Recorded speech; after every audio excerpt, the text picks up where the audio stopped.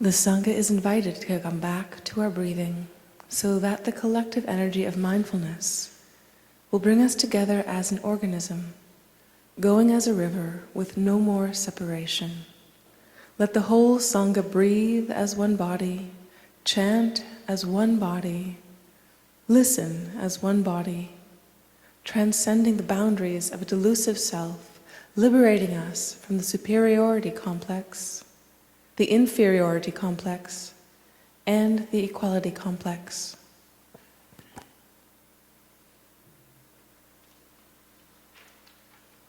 From the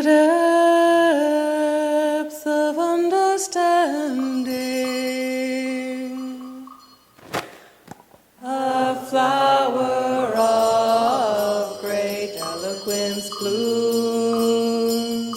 The Bodhisattva stands majestically upon the waves of birth and death, free from all affliction. Her great compassion eliminates all sickness, even that once thought of as incurable. Her windmill branch swing blossoms a multitude of practice centers.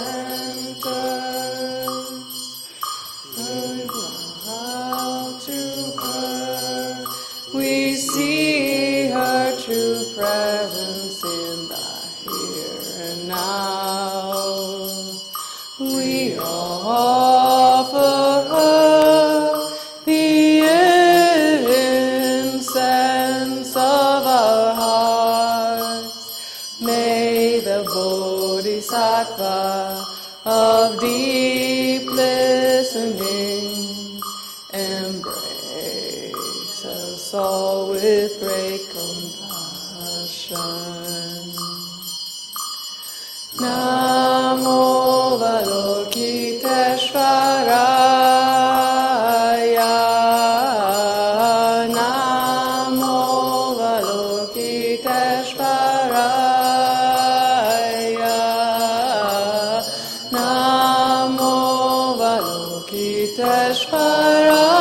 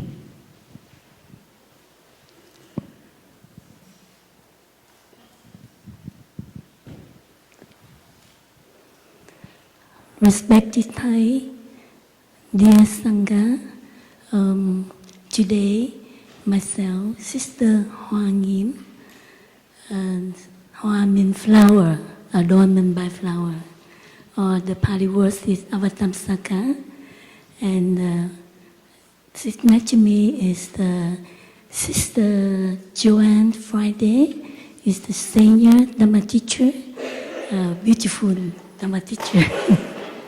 So I'm lucky to have a chance to sit with her to share the talk today with you. First of all, we will listen to 3 sound of the bell. Please feel comfortably to sit and relax your body and letting go on the thinking in your mind and just go back to your breathing.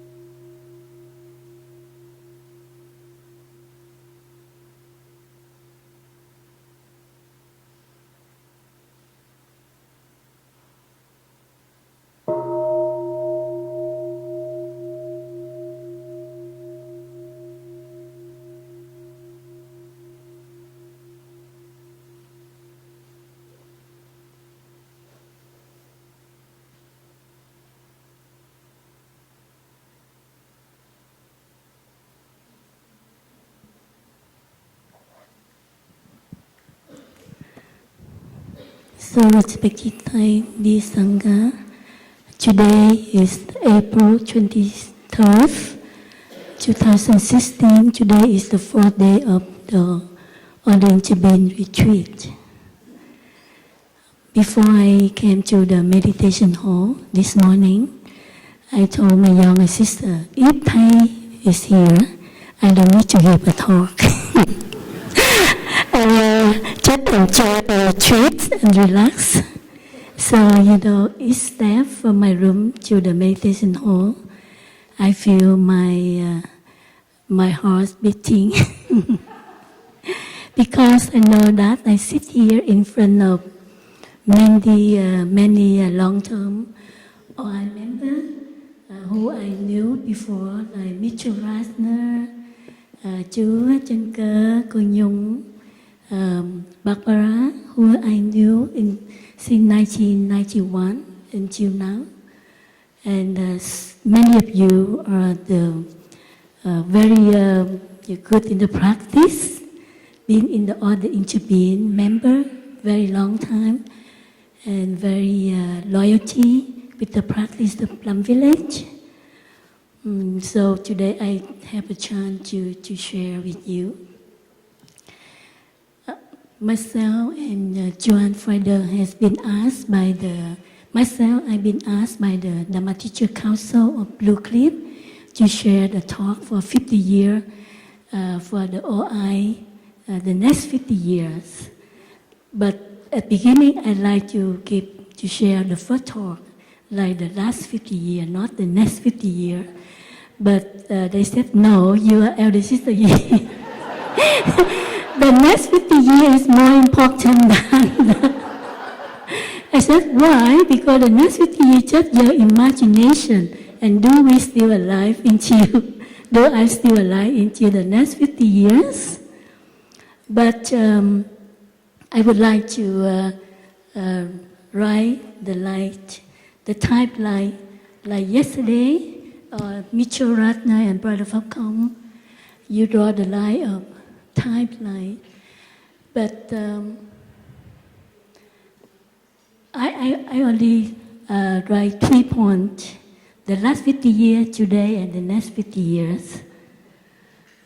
So this is 50, also 50. and today.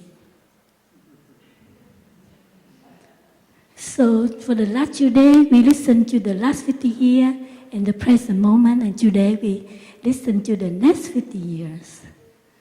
But we have learned, all of us have learned from the Buddha teaching, from our teacher, the Avatamsaka Sutra, my name, that when we look in the present moment, we can see the past and we can see the future. If we're looking deeply in the present moment, we can see the past and we can see the future. So this is true with the science, right? So each point of this light is the past, the present, and the future. So we can see that we have learned that the one content is made of the own, and the own content is made of the one. So today I share the next 50 years, but I cannot avoid from the past and the present moment. And myself and Joanne Friday also made the same idea, I hope. So we look at the past first. We looked at the past 50 years, why we have the Order Interbeing. So I look at the words Order Interbeing.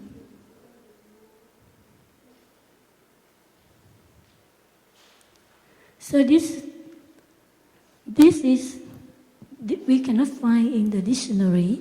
We just find each word separate. We cannot find combined. But we look at what is mean the Order Interbeing. I remember when I ordained the full ordination, and before that I knew very well the old tradition, Buddhist old tradition, that when we receive, with the Mahayana tradition, when we receive the full ordination, everyone had to take the Bodhisattva vow.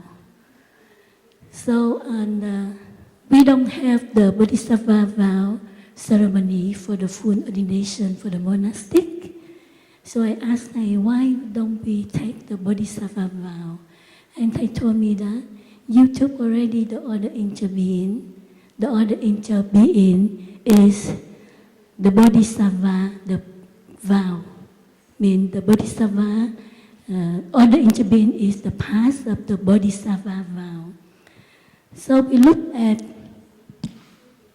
in Chinese word. I wrote already in Chinese, but someone erased it.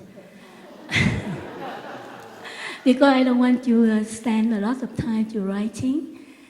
So in Chinese, the Bodhisattva means giác hữu tình. It means awaken.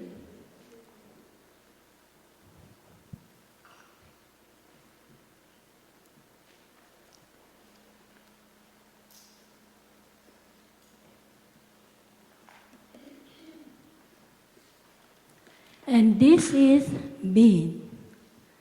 So, and the Buddha said, the Bodhisattva is the being, is great being.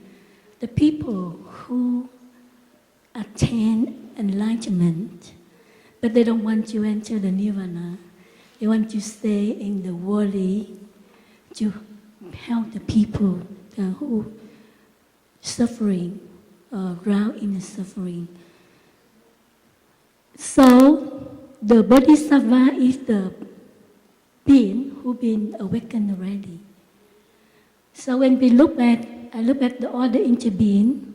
Inter means we enter, being in the living being. So the OI member is the people who have awakened, who is the awakened person, enter the life of the people to help the people, rescue the people from the suffering. So we look at the past. I want to draw the picture. Thai has been so the seeds of Order of Interbeing in Vietnam. But we can say that in our consciousness, the seeds of Order of Interbeing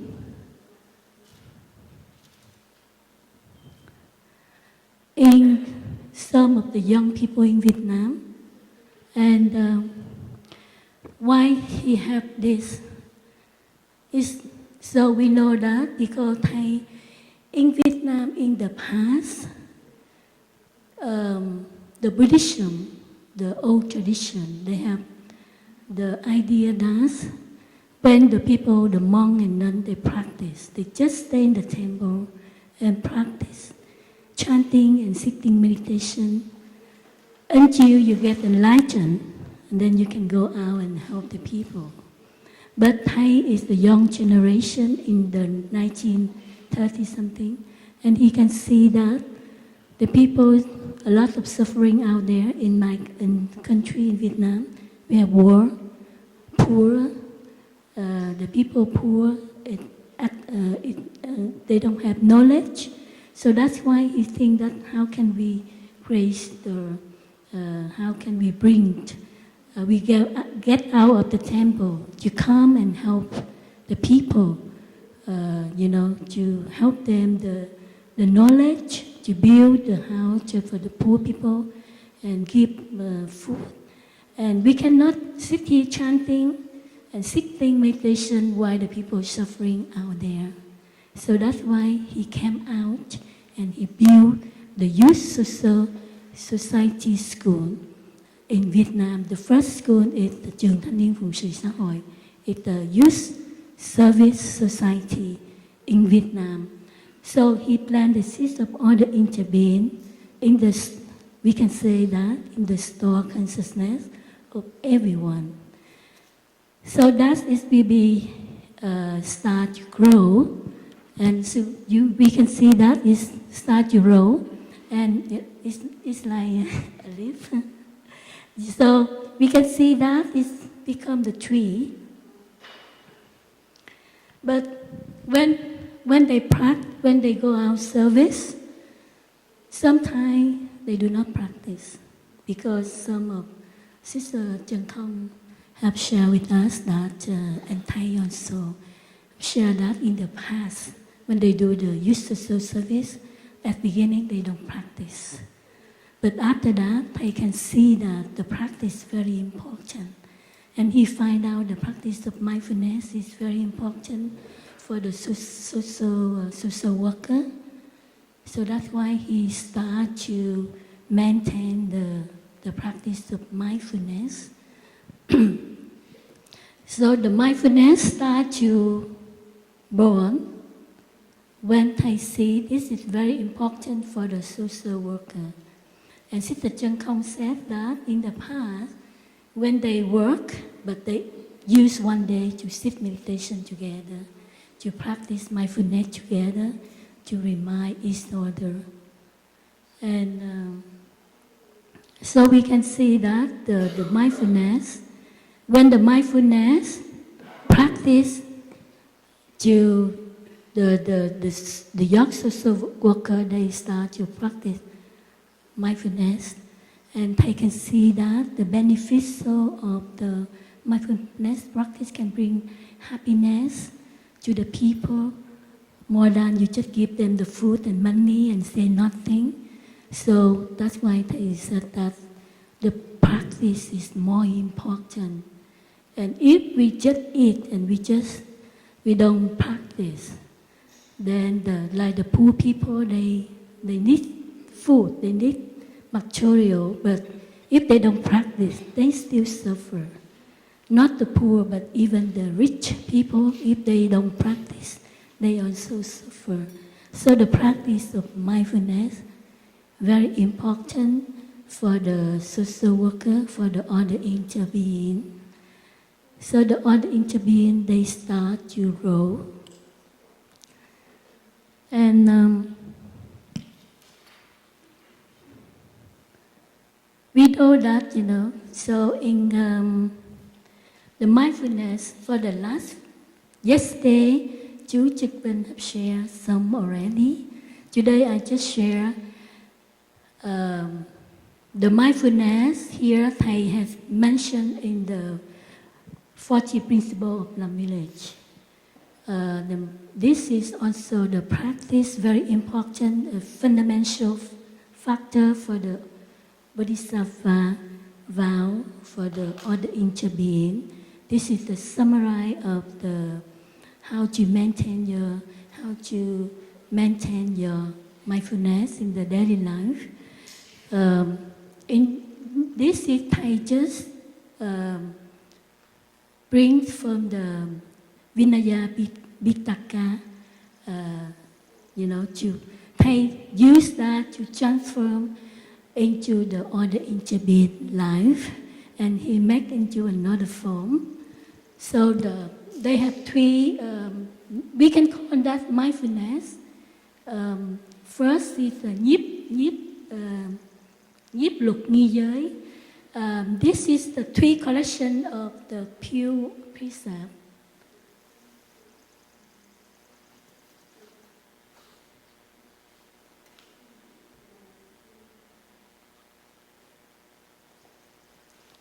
So the first is nhiếp luật nghi giới. I don't want to write in Chinese, maybe you don't understand. But if I write out, you don't understand, so we don't want to use a lot of time. So the first is you sustain the precept, the training, and the five manner.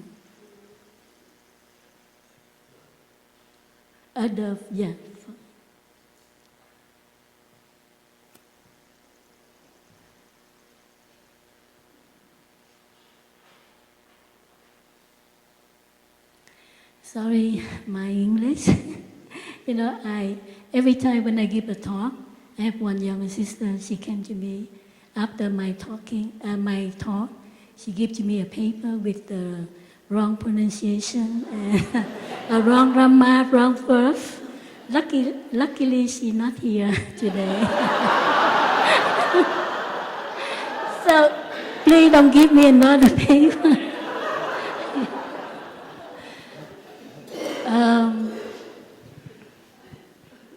Sustain the training, the five manner mean we maintain the precept.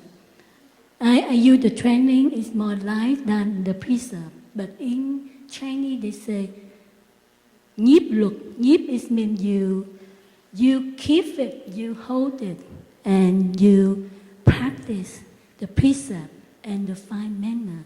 This is the precept of the Bodhisattva. And the second is nhiếp thiện pháp giới.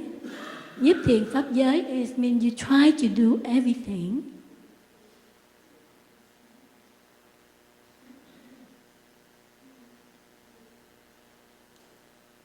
wholesome, good, positive, good, and nourishing and healing. So,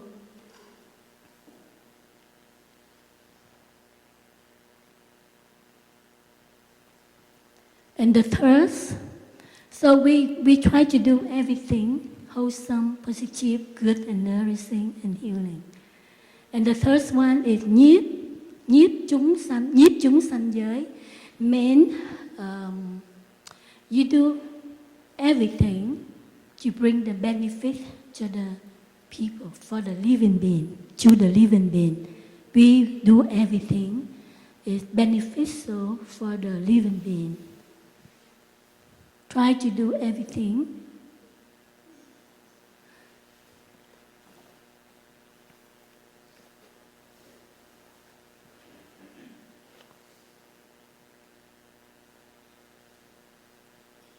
for living being.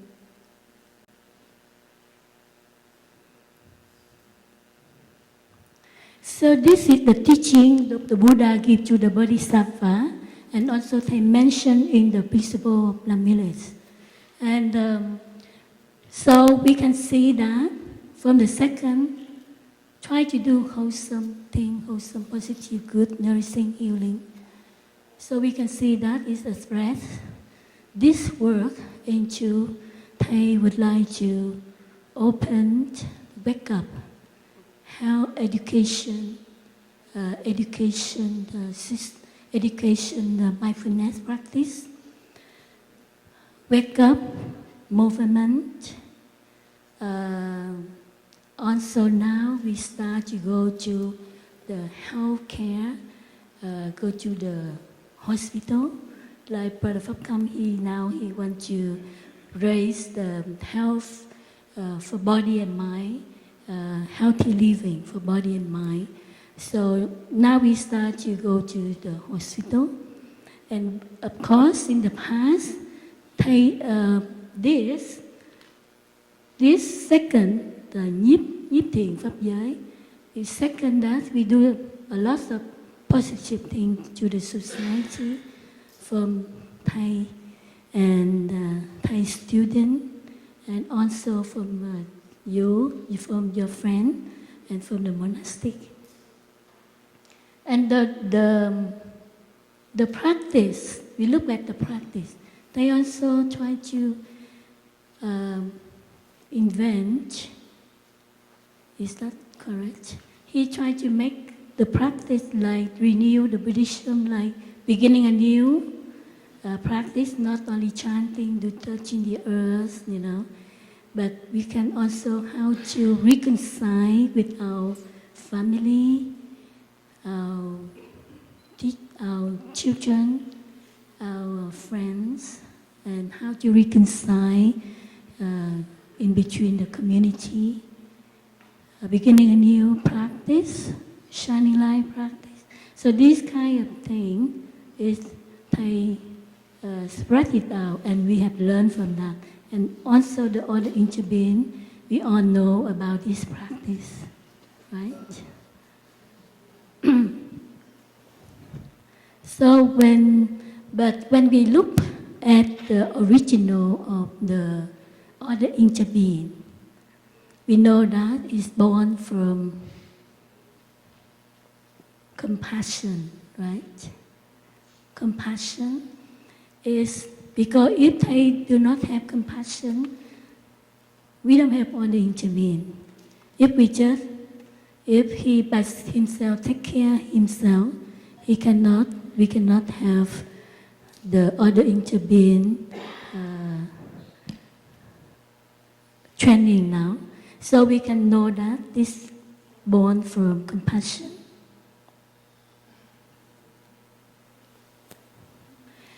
And we know that the compassion is very important for the Order of Interbeing.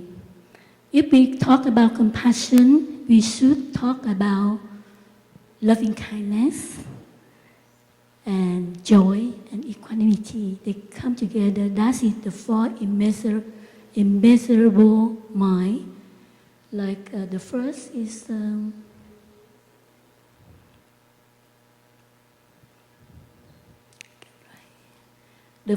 Maitri. The second is Karuna. The third is Mudita. And the fourth is Ubeksha.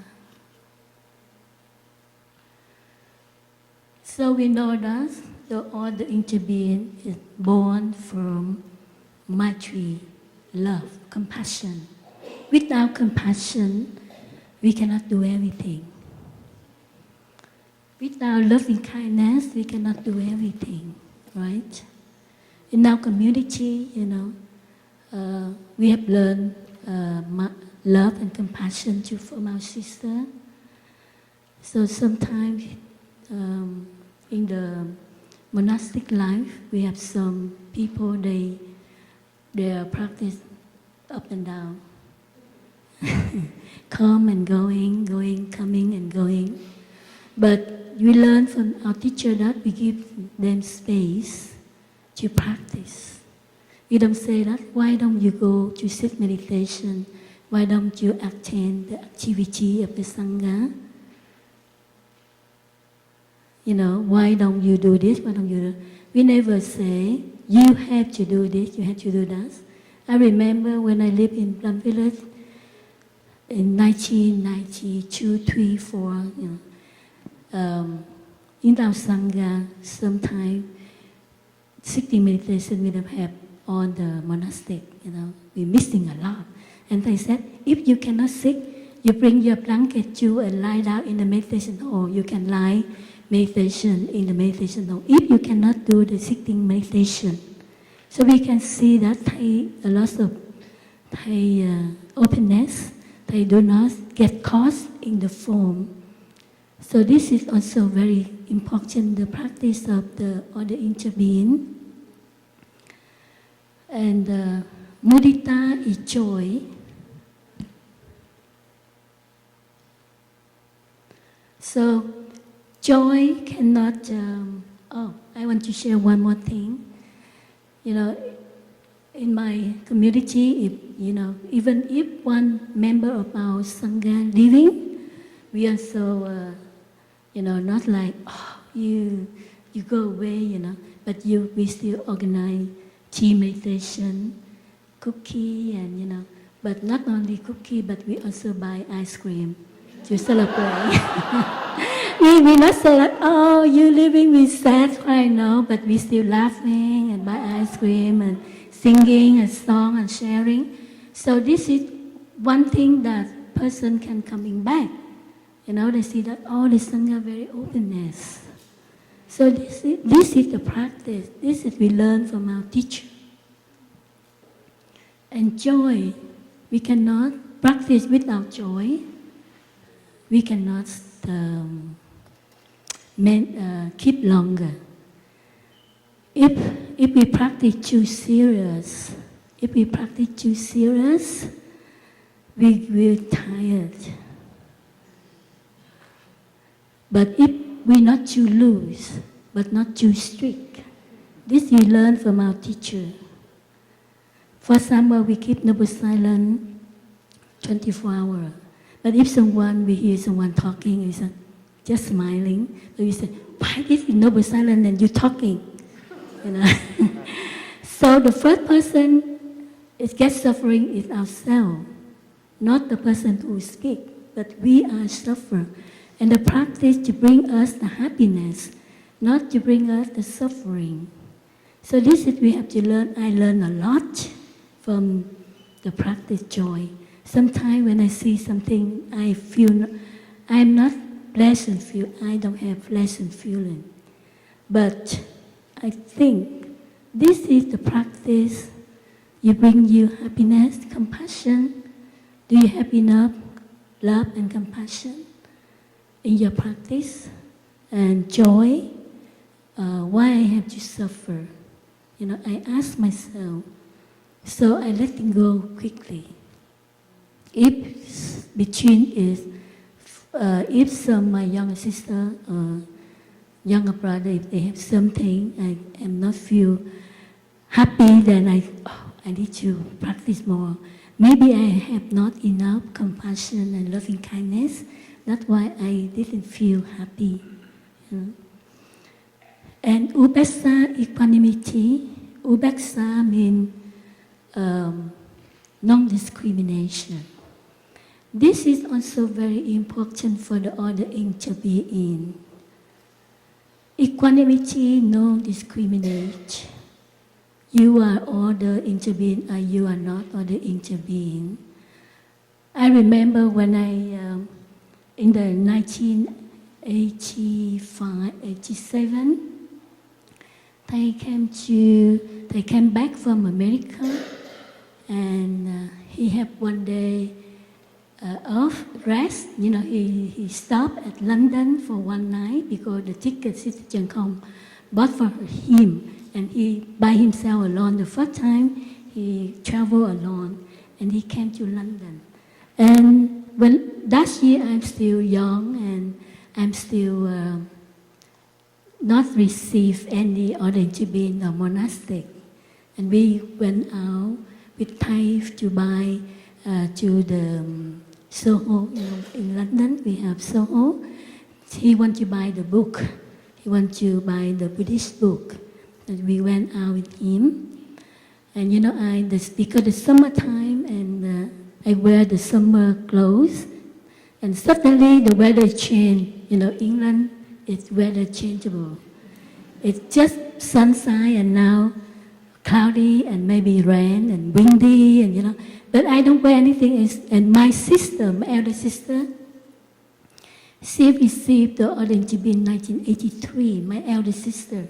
So she wear the OI jacket to go with her, And so in the midway, I feel cold and she give me her OI jacket and I wear it.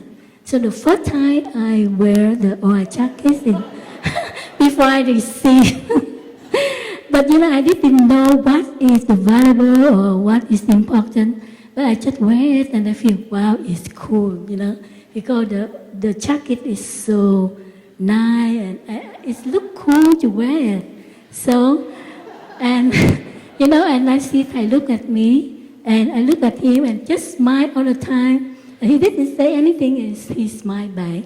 And then later he said, dear child, what is valuable of this jacket? I said, what? I didn't know what, but later on I know the meaning of the Order of Interbeing jacket. But we can see that, sometimes the practice of equanimity or non-discrimination, so we can see that even in our daily life, a small thing, sometimes we cannot do it. We get caught in our perception, in our knowledge, in our idea that you are or are you. If you are not Order of Interbeing, you're not allowed to wear it. So this is we practice how to do not get caught in the form, in the appearance. So this is the one of the practice very important is concentration. Thai teaching about the concentration.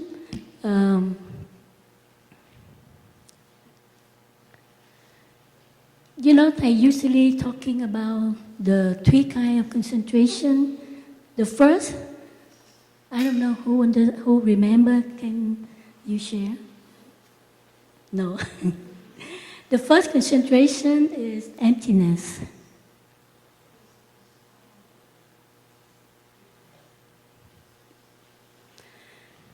Emptiness, we have learned that emptiness is nothing. Emptiness means emptiness of the self. Like Mitchell Ratner last time he shared about ego, the Order of Interbeing, where this is very important.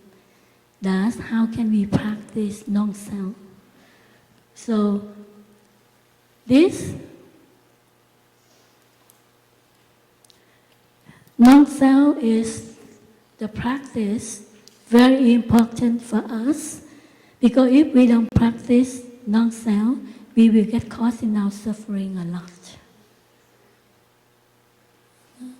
Because we think we are something, but we didn't know that. Look at deeply in ourselves, we see that we are not a separate self. We are from our parents, from the earth, from the sky. So we can see that. And the second concentration is silentness. Okay, now you. And the third, endlessness. So the silentness, that is like we not get caught in the appearance form. And the third one is endlessness, like we work. This is like we work at the beehive, and the aimlessness, like I know that on the Order of Interbeing, the Bodhisattva, you work for unconditional love. We do the thing without money, fame, we do it because compassion and loving kindness. So the aimlessness, we don't want to do it because we want to attain something, we want to get something. It's no purpose. We work with, and this is yesterday one of in my family, she asked about unconditional love. Like you are a mother of a child, you take care of a child without condition, right? When she cries, you just automatically hold the child in your hand with love and care. And you don't say that, oh, this child give me $100, I will hold you. And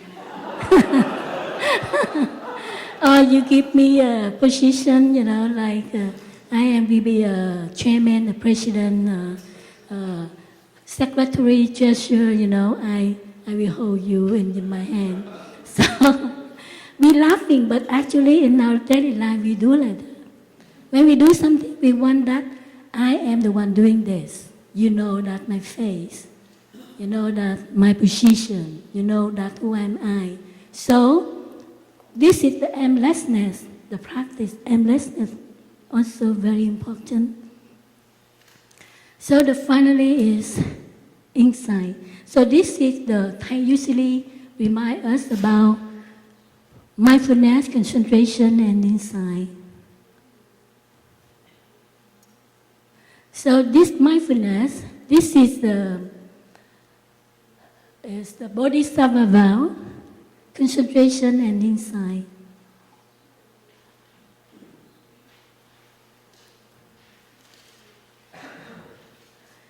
Now we look at the picture here.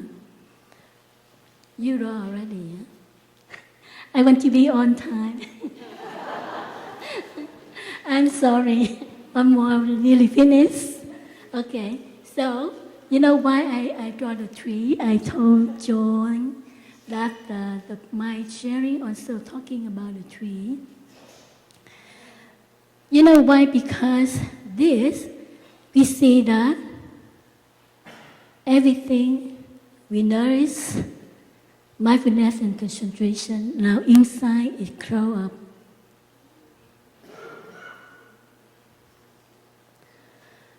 When we got the inside, that our Order of Interbeing will be bigger like a tree. Now, in the past 50 years, Thai plant the seeds of Order of Interbeing in one country. Now it's on over the world, everywhere. We have Order of Interbeing. Not only Vietnam, now it's no more Vietnam. Not only Vietnam, but now we have America everywhere,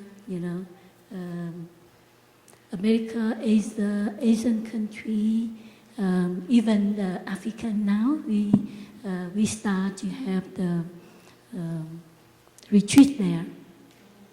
So we can see that the inside, it grows, it makes the tree of our eye bigger. And we know that the Order of Interbeing, this tree is the place, has to be safe. So safe is very important for the next 50 years, because when the tree, the bird can come here and park on the tree. I'm not very skillful in drawing. The birds, the insects, the warm earth, so the tree, they get benefits from the tree. So the tree has to be the safe place, the place they can nourish the living being. So the Order of Interbeing is something has to be nourish the people, nourish the living being. The place they feel safe, the children can come. Every living being can come to the Order of Interbeing. Order of Interbeing is awakened being. And so the safe place, and finally, so display non-discrimination is mean non-religious. Because you see the tree, every living being can come. The tree never say that. The bird don't come to here and make a mess in my tree. Yeah, the tree never say that. So the birds have come, and the earthworm, every insect come, and the tree cannot go away, go away. The tree just stand there and enjoy the living being. So the order interbeing also the same. Is the order interbeing should be the place is safe for all people can take refuge. We don't discriminate. You are Muslim, you are Jewish, you are Christian, you are, The order interbeing is the place for the practice of mindfulness, the practice of the four immeasurable mind, the practice of concentration and insight. So this is the safe place for the next 50 years. So we can see that even the next 50 years, I am 100 something. So I hope that if I'm still alive, then wow, that I'm healthy living. But I'm not sure because the environment now is so boisterous, so pollution. And this is also the work for the order interbeing, have to taking care about the environment, how to protect our environment. And maybe the next is Joanne Friday we share. But for the next 50 years, I think the order interbeing can change, can grow bigger and more beautiful. But the essential, the content, the material cannot change. Because if we cannot change the mindfulness practice, the mindfulness concentration inside, the four measurable mind, the essence of the practice cannot change.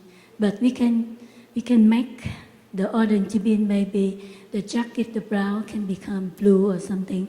But the practice of mindfulness, you walk and you know that you're walking. You cannot say, I walk and I know that I'm sitting. We cannot change, right? so the essence of the practice, we cannot change. So even look at the next 50 years, the essence of the Thai teaching cannot change. And, also, when we look at the Thai teaching recently about the 40 principles of Plum Village, have you learned about this? So An Hương shared with me, I met her before this retreat, and she shared with me that, can you share with the order interbeing that the 40 principles of Plum Village can be a northern star for us to shine us the way, because on the Thai practice, Thai put everything in the 40 principles of Plum Village, and this 21-day retreat in Plum Village, they will have this kind of teaching and expressed in 21-day retreat in Plum Village. So now I'm finished, and before I'm finished, when you listen to one sound of the bell, and you go back to your breathing, every one of us go back to our breathing, and we let our mind free, and let go on the thinking, and be one with one breathing.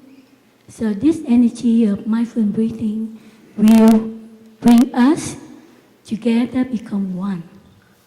This is really interbeing in our mindful breathing. Thank you.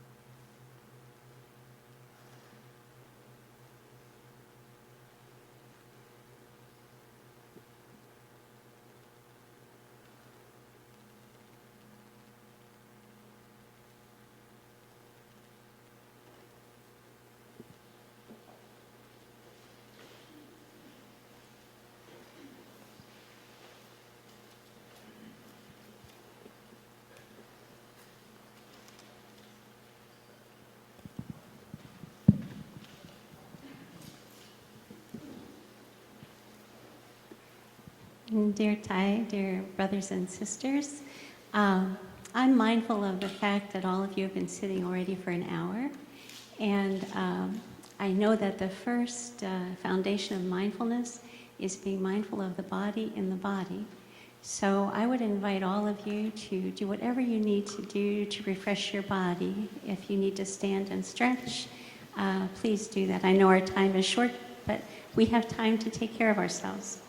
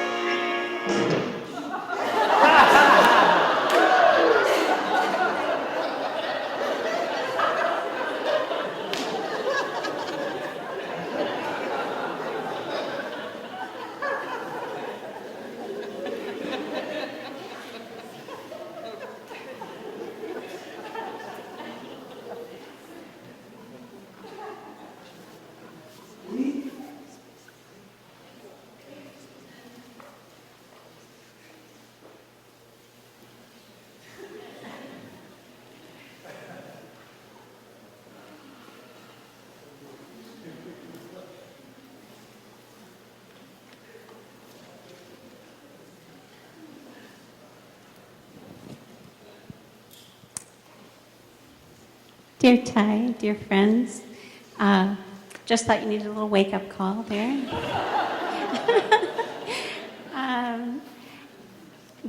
I was invited to talk to everybody today about continuing. How do we continue in the next 50 years? Being 66, I thought that was pretty outrageous that I would be the one talking about that. But be that as it may, and not being psychic, I decided that I would talk to a lot of my brothers and sisters, both monastic and lay, about their ideas about what needed to happen. I always rely on the Sangha wisdom because it is a whole lot greater than mine. So today I hope to offer a collective view, at least a collection from a few people, rather than just my own ideas and thoughts about this. I wanted to start today. Thich Nhat Hanh tells us that we are a community of resistance. We are resisting being dispersed by the culture in which we live. And it's not easy. It requires a lot of courage. It requires a lot of diligence. Margaret Mead said, never doubt that a small group of committed, thoughtful people can change the world. In fact, it's the only thing that ever has. And I really look at our practice as being just that. That's what attracted me, and that's how I knew Thai was my teacher, because I really felt that he was offering us the way out of the suffering that we experience in the world. One of Thai's colleagues was Dr. King, Martin Luther King. He was also a very deep inspiration to me. And I always look, that's one of the places I nourish myself, is to go to great beings so that I can be inspired. That waters all kinds of wholesome seeds in me. So I wanted to start today with a song. And the song is about a woman named Ella Baker. Ella Baker was very active in the civil rights movement. She was a friend of Dr. King. She was a person who had learned a lot from Dr. King, and her main focus was on empowering the youth, empowering young people, using what she'd learned to pass it on. And she was one of the founders of the Student Nonviolent Coordinating Committee during the Civil Rights Movement. She's a powerful woman, wonderful, wonderful woman. And one of the people that belonged to the Student Nonviolent Coordinating Committee was a woman named Bernice Johnson Regan. She was the founder of a singing group called Sweet Honey in the Rock, and during the movement, she was one of the freedom singers. She led a lot of the marches, and she said that was music that sent out like a force field before the marchers. Their lives were on the line, just very similar to our ancestors in our lineage. Their lives were being threatened, their lives were on the line, and they used music to empower themselves and empower each other. So I thought it would be really nice to just begin my part of this sharing with a song. And this is about Ella Baker, sung by Sweet Honey in the Rock. And I hope that you get as inspired as I am by it.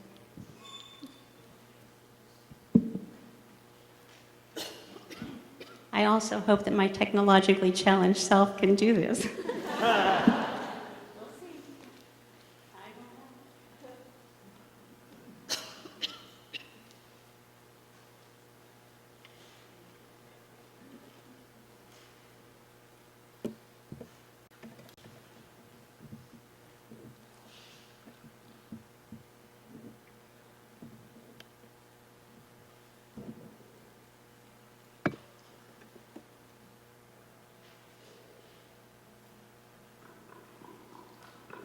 We who believe in freedom cannot rest until it comes.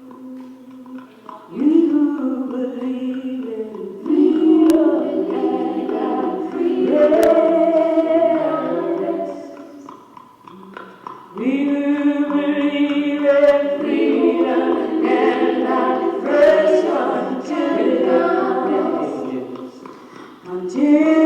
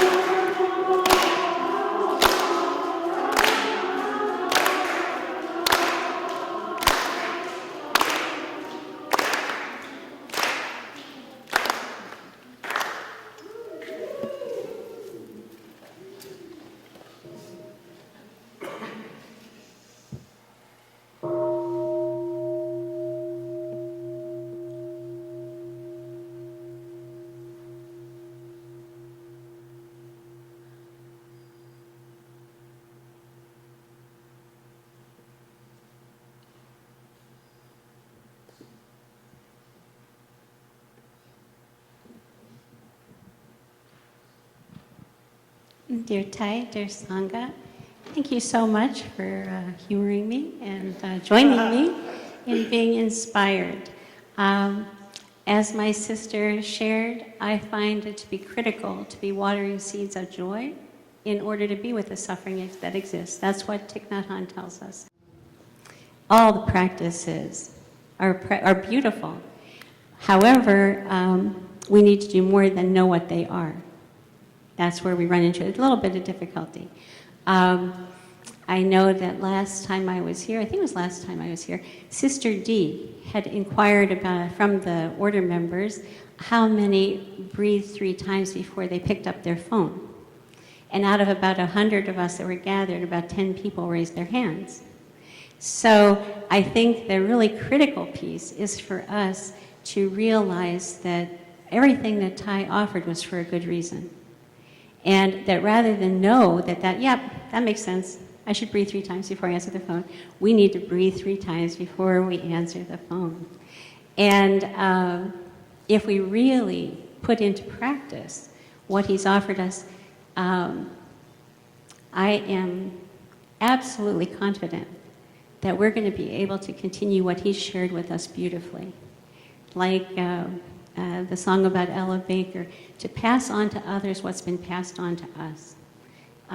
We have received great gift from Thai and the Buddha to really help us to cut through the surface of things. Manjushri's sword, cut through illusion and see the real root of our suffering. And Thai tells us that in that 4th training. We need to get to the root cause of the suffering. And I think that both in the lay and the monastic community, some of us might get kind of comfortable with the practice and don't want to go there. I think that's human nature. That's all of us. We don't want to go to the suffering. We don't want to be with our suffering. And so one of my favorite poems that Thai writes is the one about I will tell you I want it all. And in that poem, he talks about a brother who has suffered a lot and spends his time at the altar crying. And he said, once you have been there for a while, I'm going to come in the dark of the night and burn your hut down. And in the glow of that fire, I'll watch your shell break open, and I too will have tears running down my face. When he explains the poem, he says that a lot of times we need time to heal, and we take refuge in the Dharma. We take refuge in a practice, in the sitting. And sometimes we just stay there after we've already, just to be comfortable, just to hide. He said, when you're hiding in the practice, you need to have somebody come and burn your hut down. So I think this is something, it's so easy to do that, but like I said, he's offered us very clear instruction. So to me, exactly what my sister and I had like about 5 minutes to share about what we'd be talking about. And it's so beautiful how it always works out that it just fits. Because I feel like the way out, the things that Thai has shared with us, he's told us to stop. He's given us direct instruction to stop. Stopping is the first thing in our practice. How many of us are totally engrossed in busyness? How many of us are so busy that we don't have time to be with our suffering? How many of us hide in our busyness? How good are we at stopping? That would be the question we need to ask ourselves. Breathing. How many of us stop every 15 minutes and breathe 3 times to our belly, which is what Thai tells us to do? The next thing he tells us is to look deeply in order to understand. Do we really understand? Do we really understand ourselves? He said we look for understanding and love from everybody. That's what we want. But Many of us don't love or understand ourselves, so how could we possibly expect somebody else to do that for us? We need to really be able, and this requires courage. That's why I played that song, because it requires a lot of courage to be able to be with our suffering, to be able to look deeply, honestly, be honest with ourselves. My sister was very clear about getting caught in the form. That's easy to do too. We can go through the motions, that's easy. Almost anybody in the world could do that. Do we really get the meaning? Do we hold on to the essence? Do we transform and heal our suffering? That's the bottom line. And until we do that, we're not in a very good place to really help other people. What I find is if I'm caught in my own suffering, it blinds me to the suffering of other people. That I'm too caught in myself. If I've got a wound, an open wound in my consciousness, and somebody says or does something that strikes that, that's what comes right up to the mind consciousness, and that's what reacts in the moment. So my job is to become very, very, very familiar with the terrain, to know what it is, what's been my conditioning, what's the habit energy I've developed as a response to that conditioning that has colored my perception of everything and my responses to everything. That conditioning is our familial conditioning, ancestral conditioning, and cultural conditioning. And again, I think in our Sangha, we have big challenges in this area. It's what it appears like from what I've heard from my other people and my perceptions myself.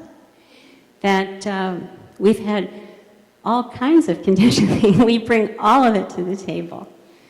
You know, in the Mahasangha, a big percentage of our members are Vietnamese. And do we understand? Do we understand the Vietnamese culture? Do they understand the Western culture? If we're going to be succeeding in the West, that's critical, I feel, to sustainability. We have to be able to understand in order to love. We need to be able to love each other. And when we're not understood, we don't feel loved. How do we begin to understand each other? That's the next thing Tai tells us to do. Listen deeply. Can we practice deep listening? Are we willing to listen? Or are we caught in our ideas? Signs. That's what signlessness is. To not get caught in all the different habits are all different signs, basically. Ideas I have, views I have about myself, views I have about other people. Are we caught there? This is where we need to be real honest with ourselves. And like I said, Tai has offered us real challenges. And I think he knew exactly what he was doing. I remember him saying, our practice is not about being comfortable. It's about transforming our unskillful states of mind so we respond more skillfully to life. So he wasn't trying to make it simple for us. And to create a fourfold Sangha, both lay and monastic, have a hierarchical structure. It's very easy to get caught in better than, less than, or equal to. We recite that at the beginning of all the chants, not to get caught in the superiority, inferiority, equality complex. Are we practicing? Do we practice it? How do I feel about myself? Do I see myself as one drop in the great river of life? One cell in the great Sangha body? Or am I separating myself out? Am I falling into a duality? And this is one of the things that I am so in awe of Tai, that I have seen so many occasions where he's had the opportunity to fall into a dualistic thinking, and he's not done that. Very inspiring and very difficult to do.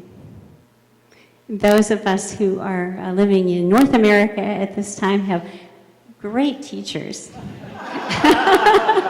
We have wonderful opportunities on a daily basis to get caught in dualities and to come up with ideas about better than and less than and make judgments, get caught in criticisms and judgments.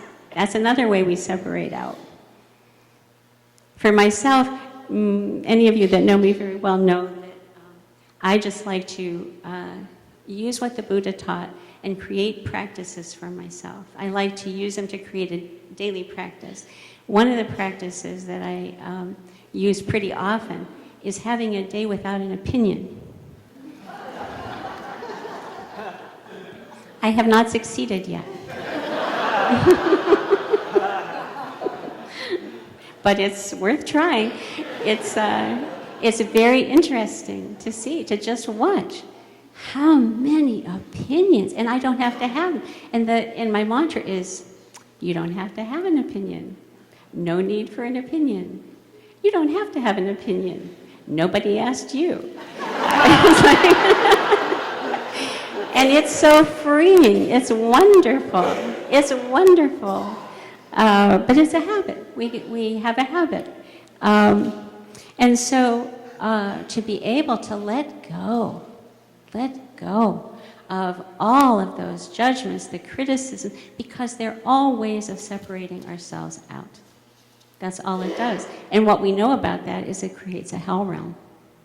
And like I said, I really do think that probably in the whole Mahasangha, both the lay and monastic community, I don't think any human being is free from that. I think we all work with that on a regular basis. I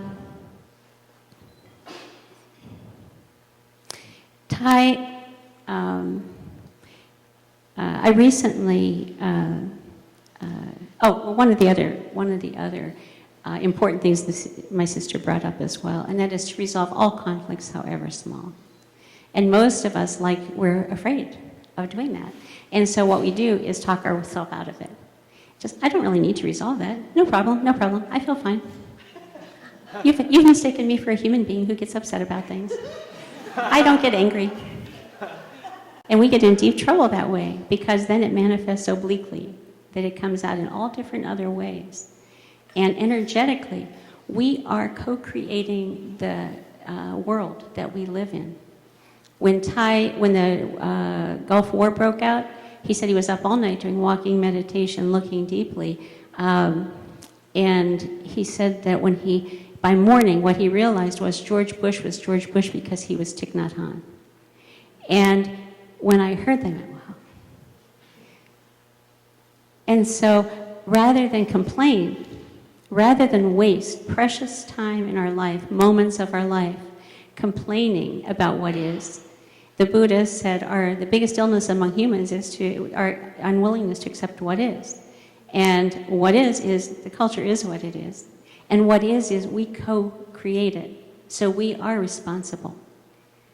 Okay? We are co-creating every relationship we have. We're co-creating our relationships with our friends, our partners, everybody. Thai tells us when somebody is being difficult, we need to accept them exactly as they are without any expectation that they're ever going to be any different. And that can create enough space that they can change if they want to. And what that also does is help us let go of our judgments and opinions and water the highest and best seeds in them, instead of what our normal habit would be, is to criticize and judge and to blame. What we need to do is realize I'm co-responsible for this person's consciousness, and I need to take very good care of this person's consciousness. I am contributing to whether or not they're having their wholesome seeds nourished or their unwholesome seeds nourished. It's also challenging, I think, in our order, that we do have a hierarchical structure based on elders, and that's lovely in one way. In another way, Thai confuses us because he talks constantly about how important young people are. And I remember at one of the first retreats that I attended, he said that when they were doing recitations, when they were doing the recitation ceremonies or when they were doing transmission ceremonies, he really enjoyed having the most senior monastic and the youngest monastic do the readings, because he said those are the two people in the Sangha that you can learn the most from. That's very interesting. So on the one hand, to value the elders in our tradition. That's critically important. I look at myself, I tell people all the time, clearly anybody that knows me well knows I am definitely not an awakened being. And what I look at myself as is like a river guide. I used to go whitewater rafting, and there'd be river guides. They'd been down the river before, they knew where the treacherous parts of the river were. They'd stand up on rocks and ward you away from the dangers there, or tell you what you could do. And that's exactly what I feel about the elders in the tradition. They're people who have been down the river. So it's important for us to value and listen to them. And at the same time, what Thai wants us to do is keep the practice vital and alive and appropriate for the times that we live in. And so it's critically important that we listen to each other. So I think, yes, our time is very, very short, and I will do my best to close up. But I had from my dear friends in the order, I had some suggestions going forward. I know I attended the Dharma Teachers Retreat out in Deer Park in March. I was a little disappointed that there was not any monastic participation by the monks there. I would really hope that no matter how busy we all are, that there could be one monastic representative from each of the monasteries on the Dharma Teacher Council that would be willing to make one phone call once a month and participate in that, so that we could practice deep listening and better understand each other. That I think going forward it's going to be more important than ever that we understand what's needed and how we can help. We can get together and look deeply at the suffering and the needs, looking deeply at the way we can empower young people. How can we help? And I think I was kind of outspoken the other day when my brother Mitchell was giving a talk to say that the most successful young people that I know have been in the Wake Up movement are the ones that are open to learning something. They're the ones that have been aspirants to the order. They're the ones who have been looking for some guidance, are willing to be open to guidance. And then they have unbelievably wonderful creative ideas and wonderful energy and are much better practitioners than probably I will be ever. And they're starting out when much, much younger than I did. It's very inspiring and very exciting. I also am I've had a lot of experience offering deep listening workshops. And I think that if we could create conditions within the Sanghas to have deep listening, times of deep listening, when we could share with each other and really better understand. One of the things I brought up was that there are cultural differences. We have diversity training, we have all kinds of different things being offered, and I think that we can use that within the community to better understand each other. I know I ran into that personally a number of times, and Sister Annabelle was very helpful when I said, I know I'm being rude, but I don't know what I'm doing wrong. And she would share with me, I was ignorant, I had no understanding. And I know one time I was asked to be on a panel with some monastics, and before the panel began, I went up and I said, where shall I sit? And the sister patted the thing next to her and said, you can sit here next to me. I sat down and we did the panel, everything seemed to be okay, and then afterwards, an older Vietnamese man came up to me and he said, you were so rude. There I go again. And I said, how was I rude? Let me know so I don't do it again. And he said, you should never have sat where you sat. That was totally rude. You should never have done that. And I said, well, it was the monastic that told me to do that. He said, I know that they told you that, but you should have said no. And then it got even more complicated because I asked the sister, typical of me, I would go directly to the source and say, hey, I'm confused. You told me to sit there, and then this guy said I was really rude and I shouldn't have sat there, so what really should I do? Please let me know. And she said, they told you that? I said, yeah. She said, was it somebody's grandfather? And so it goes. But this is how misunderstandings and confusion can happen. We need to really appreciate and understand each other better. Like I said, understanding is the basis of love.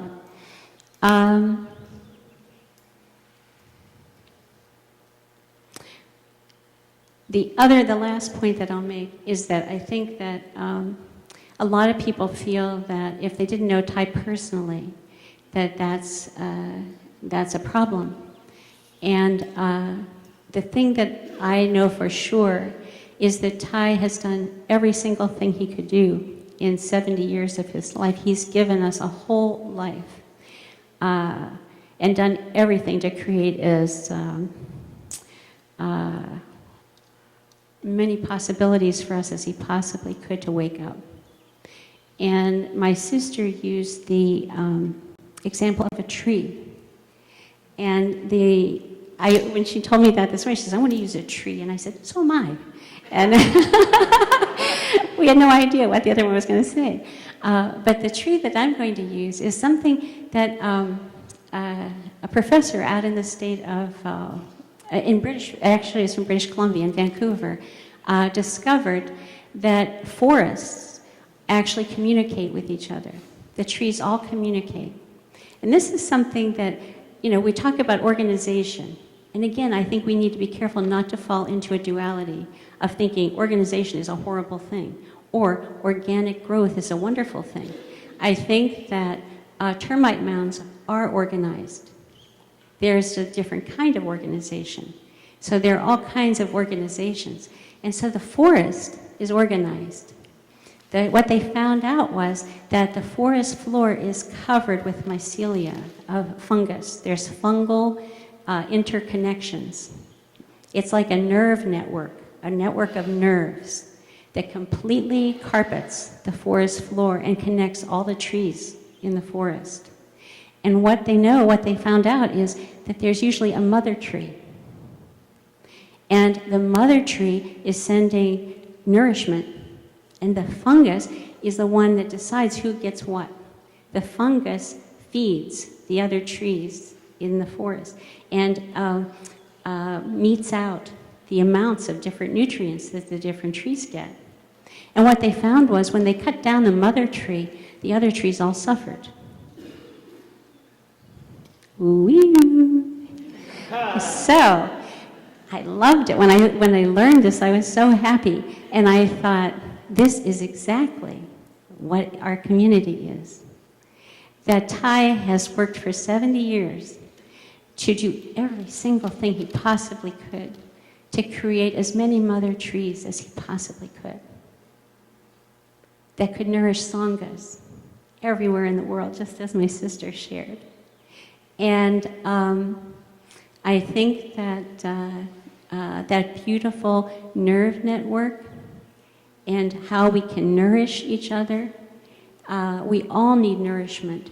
And so the monastery is a mother tree, right? It's really important, I think, going forward for all of us to better understand how do we support the mother? How do we support our mother tree? What is going to be necessary going forward? And I really hope that we can, as a community, look deeply and understand better. We know there's a foundation to which we can contribute, which is very, very, very, very, very, very, very important.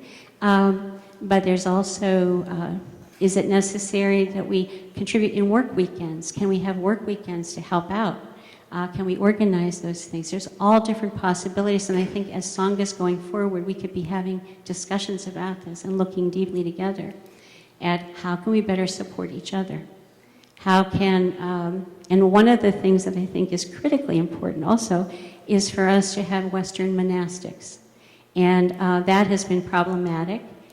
So I think as a community to look deeply at what is what is the difficulty in maintaining? Because in a Western practice, it's going to be very important going forward that we nourish and nurture some Western monastics so that we have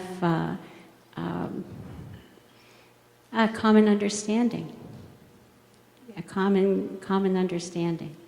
So those are some things that have come up in all of my queries, and I wanted to thank all my brothers and sisters for sharing them with me. I think that I was asked to let you know that as you leave the hall today, since trees have been our focus, there's going to be a box in the back there that will have a box of trees, of leaves and birds. And what we're asking you to do between now and tonight at the tea ceremony is to look very deeply on what qualities of ties do you personally want to cultivate in yourself so that you can continue that beautifully. It's a lovely meditation. So if you would all be willing to do that, and then write whatever that quality is on your leaf or on your bird, and bring it tonight to this tea ceremony. And we're going to have a tree on which we can place it. Okay? And to end, I would just like to offer a metta prayer.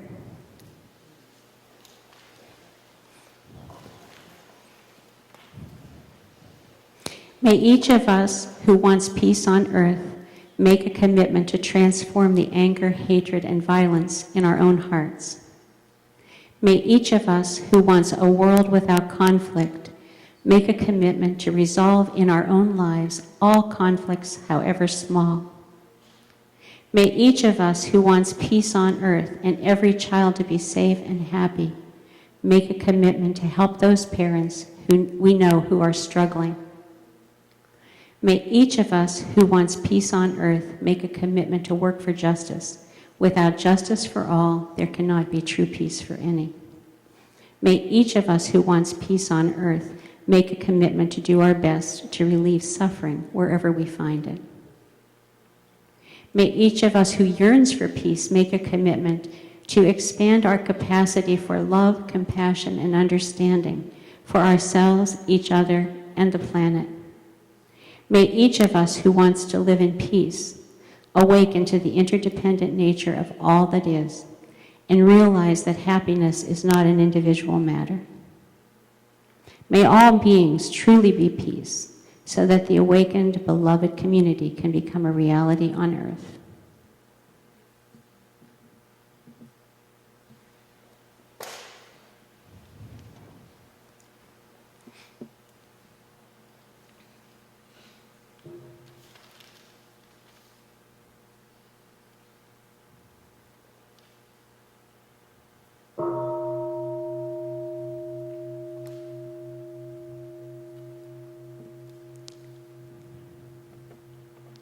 Dear friends, there's actually a third part to our presentation today, and the third person who is going to speak is Nghiem. And she's going to give us some more ideas of how we can support each other going forward.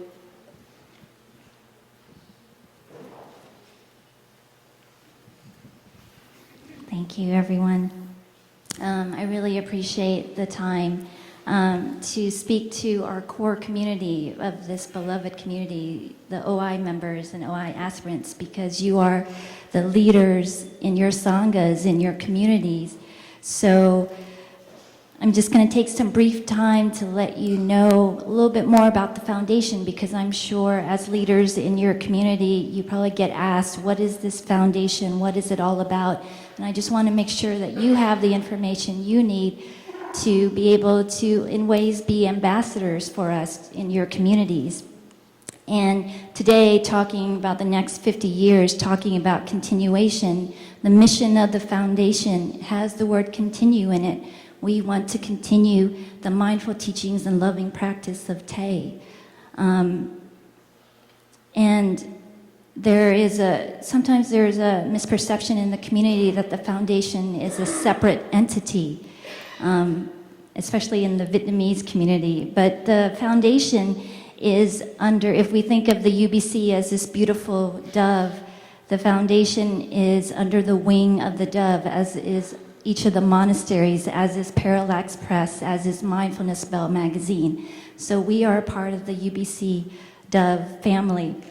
And our bosses are the UBC board members, Tay, Sister Jencombe, and the other senior monastic Dharma teachers. So we get our direction from them. They approve the budgets. We're not a rogue organization. We really get our direction and approval from the UBC board. The foundation was really set up because previously each monastery was fundraising on its own. And you can imagine, you already see the monks and nuns, they're so busy as it is, and having to take on the work of fundraising and having to write and prepare tax receipts. I don't know about you, but for me, I would want the monks and nuns to practice on helping others transform their suffering. I want the monks and nuns to have time to rest and for their own contemplative spiritual well-being. So we lay people can do this for them. The foundation was set up to be able to take that burden off of them and to fundraise for UBC as a river, as a Sangha, as a coordinated body. And some highlights. Last year in 2015, you, this beloved, loving community, raised $2.1 million. Yes, some love here. You beautiful people raised $2.1 million. 600,000 of that was for Tay's healthcare. So it's unbelievable, the love of this family. And since the foundation was started in the fall of 2011, over $6 million has been given by this loving community, which is incredible. The well-being that Tay has cultivated all these years has really poured generously. And the foundation board, I just wanted to give some kudos to the foundation board because we have two monastics who sit on the foundation board, Brother Phap Hai and Brother Phap Po. We're looking for some sisters to join the foundation board. And the rest, we have 7 volunteer board members. And they're all volunteers. So on top of their full-time jobs and their families and their children, they put in 2 to 10 hours a week to help with the foundation because the staff-wise, full-time, is just 2. Last year was just 2 people. I was half-time because I had responsibilities with the fall tour. We have a full-time annual fund manager, and we have another half-time person who does the data processing of the donations and sends out the tax letters. So it's really, to the board, we were so appreciative of their time. And so if people ask you in the community, how are the ways I can give to the foundation, the most helpful way is through unrestricted or general funds, which is the monthly giving program, which is funds that you designate, whether it's $5 up to 100 or however many. It's automatically deducted from your bank account or your credit card each month. That gives the UBC board, the unrestricted, the general funds, the flexibility to channel those funds to wherever they feel is the greatest need. And the unrestricted funds, the way it's dispersed now, is 17.5% goes to Blue Cliff, 17.5% goes to Deer Park, another 17.5% goes to Magnolia, and 17.5% goes to Plum Village, the mother trees. Another 10% goes to the Love and Understanding program, which helps the hungry children in Vietnam, and I know there's efforts in India and Africa as well. Another 10% goes to the Dharma outreach, Dharma sharing programs. I want to emphasize this. I want to make sure you as OI members know that you can apply for grant funds to the foundation. That 10% is for you. If you want to bring a Dharma teacher to your area, you can apply for grant funding to help pay for airplane costs or lodging to bring the Dharma teacher. If you want to do a day of mindfulness in area, you can apply for grant funds. I I know last year, or this year, the social justice retreats that was just here, we provided scholarships. That's the money that from the unrestricted, your money helped bring these people to this retreat here, which I heard was an amazing retreat. The funds helped do a day of mindfulness in Arkansas.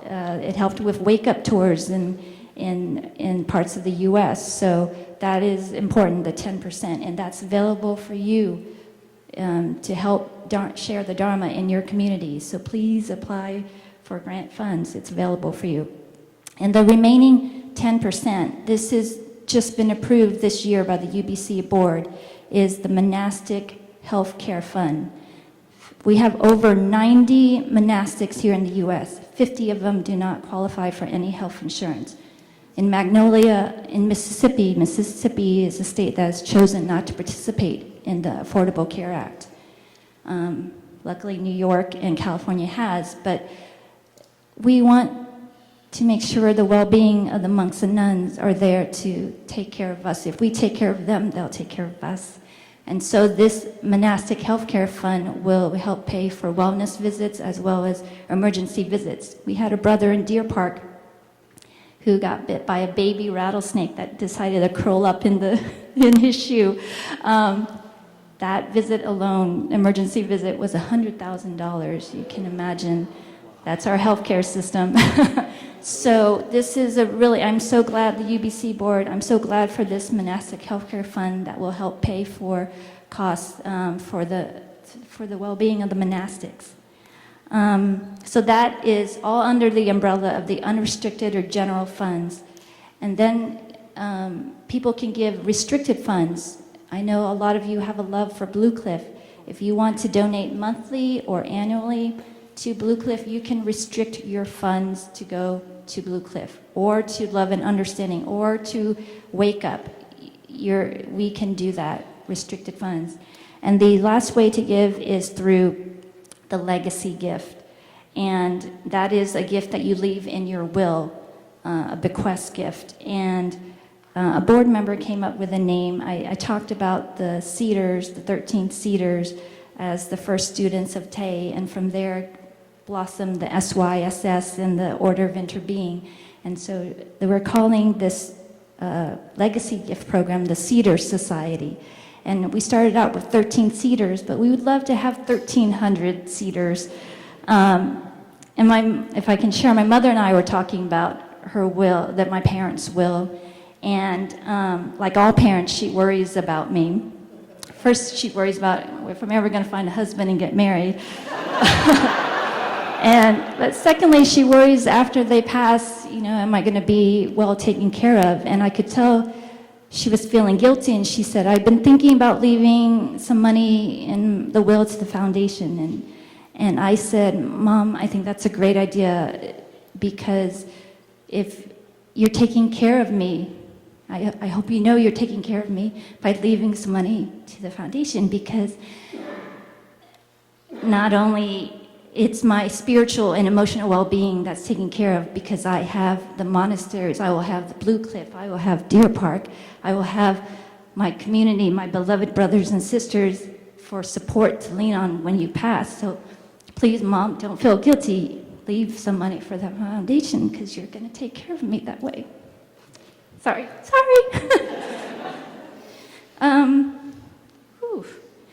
So we have this handout. There's some 4 lovely volunteers. I encourage you, this handout was made for you to bring back to your Sanghas. I encourage you to take as many as you want to let your Sanghas know about the foundation. And really, I want to thank you so much for your time. I want to thank you so much for your generosity and your love for the monastics and for Tay.